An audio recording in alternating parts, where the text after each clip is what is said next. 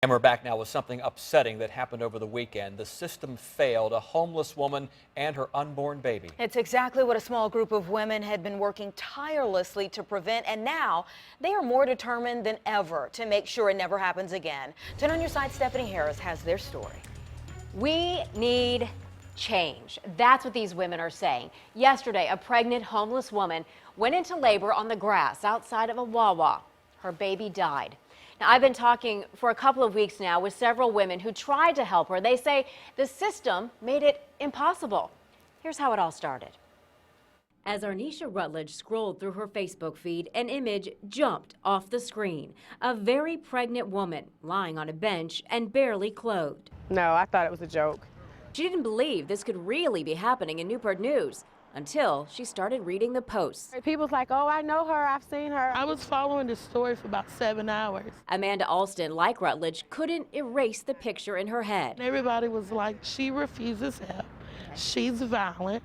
Don't approach her. Despite the warnings, these two strangers decided they had to find this destitute mom-to-be before it was too late. A pregnant woman, and it was about 40 degrees that day, windy, chills, laying on a bench in a sports bra, obviously tell you something is mentally wrong. They coordinated through private messages with a plan to go offline and onto the streets. And a guy had inboxed me and he said, I just rode past her and she's on the bench at Shoney's.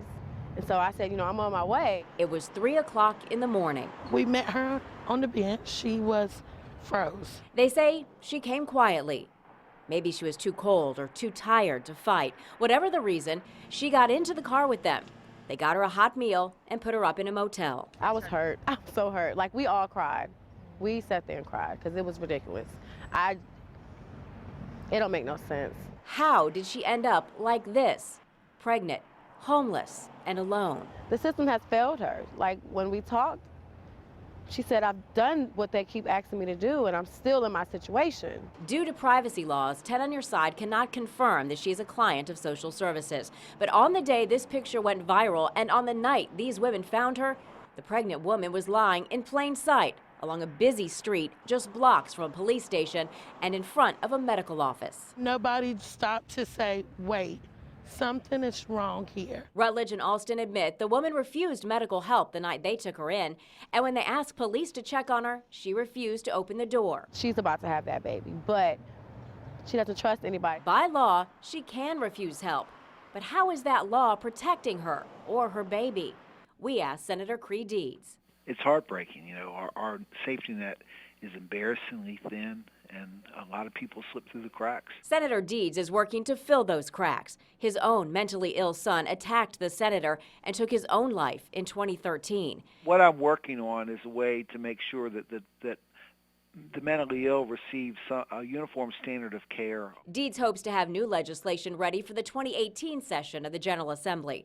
But he and the other lawmakers must walk a fine line between civil rights and safety. You're gonna call it crazy if something happens to the baby and you're gonna try to lock her up, but y'all didn't do y'all's part. Arnisha and Amanda are doing their part, stepping in where the system did not or could not, using social media to deliver social justice.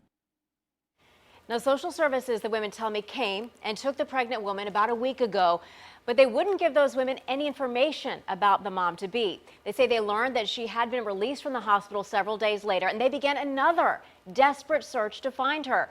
Well, someone reached out to them when they saw her in labor yesterday on the lawn at that local Wawa. They are now determined to make sure that this never happens again. They'll be holding a prayer vigil outside of the Wawa on Jefferson Avenue in Newport News tomorrow night at 7 o'clock. Stephanie Harris, 10 on your side.